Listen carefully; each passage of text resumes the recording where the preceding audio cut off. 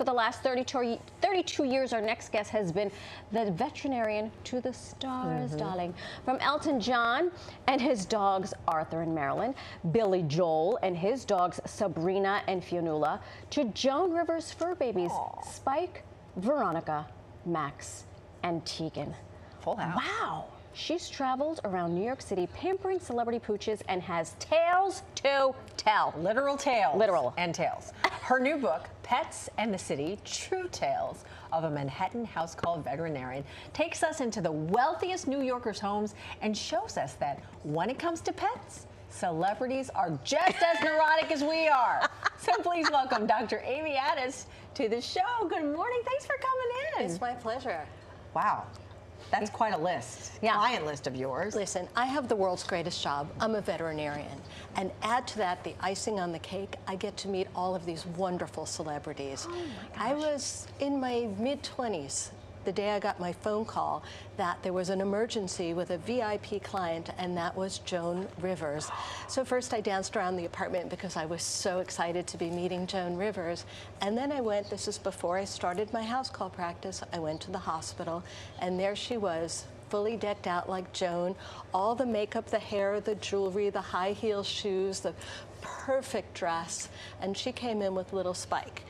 He was a Yorkshire Terrier, about this big, and he did everything with her. He was part of her show. And when I say he did everything, he shared in her meals. No.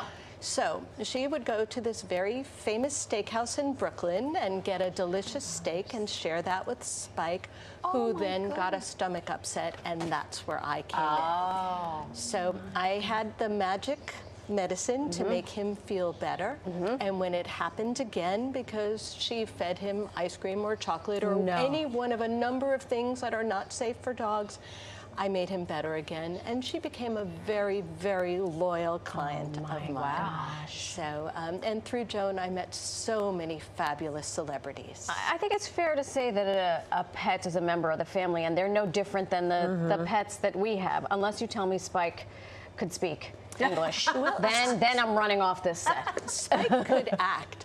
But the truth of the matter is the pets are all the same. It's the people that change.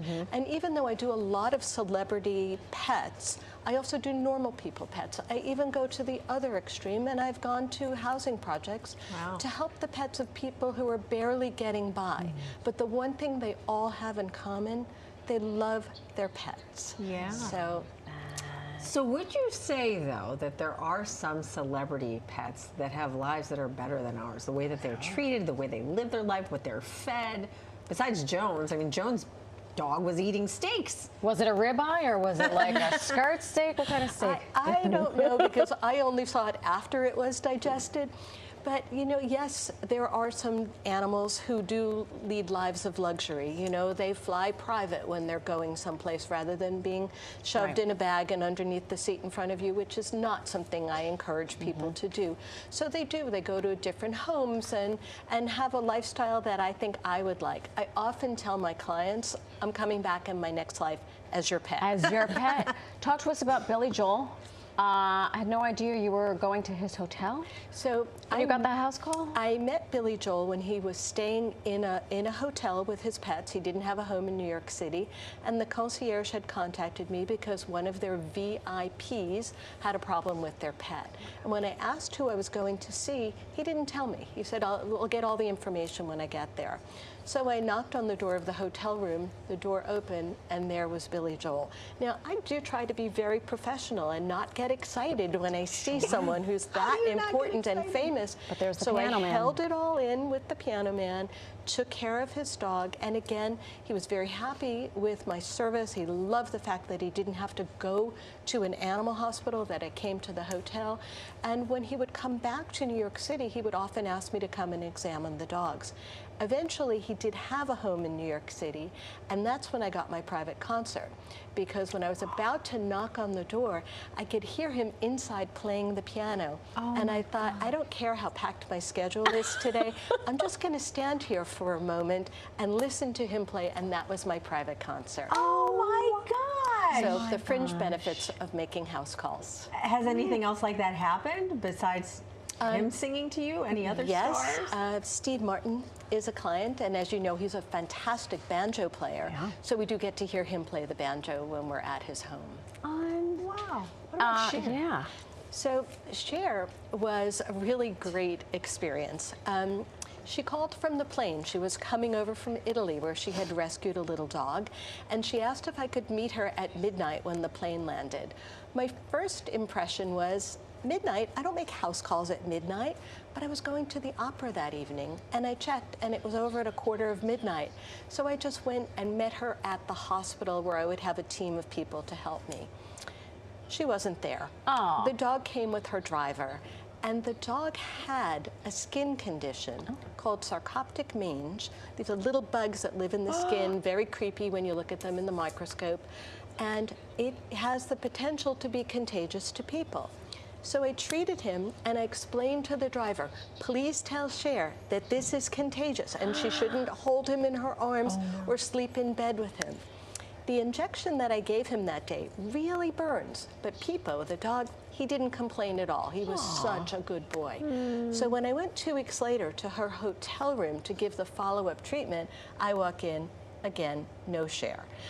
I treat him, give the injection, and he screams bloody murder. No. So in comes Cher. I get to meet her. She has her hair in curlers. She has white cream all over her face. She's wearing her bathrobe. And when I explained what I was doing, I was taking care of the skin infection that could be contagious to people. She flipped open her robe, stood there in her naked entirety. Oh my God. And asked if the rash that she had was the same Stop as the dog's. it right now. At which point she closed her robe and said, never mind, I had the rash before I had the dog, and she left. So yes, I got to meet all of Cher. This is. I didn't think it was going there. I'm so glad it did. That is So fantastic. this is why I wrote this book, because my experiences are so different from the experiences of a veterinarian in an animal hospital. Right. I am in people's homes. I come home every day and say to my husband, you will not believe what happened today. And all of those stories are in Pets in the City. Do you have your own pets? I am a serious pug lover. And every pug I've ever had in my life has been a rescue. And I believe that you get the world's greatest pets through rescue. Sadly, my dog passed. And I know that there's going to be one that's going to need me. They usually have something wrong with them that I'm going to fix and then keep. And I'm just waiting for that to happen. Please let us know when this does happen. I will.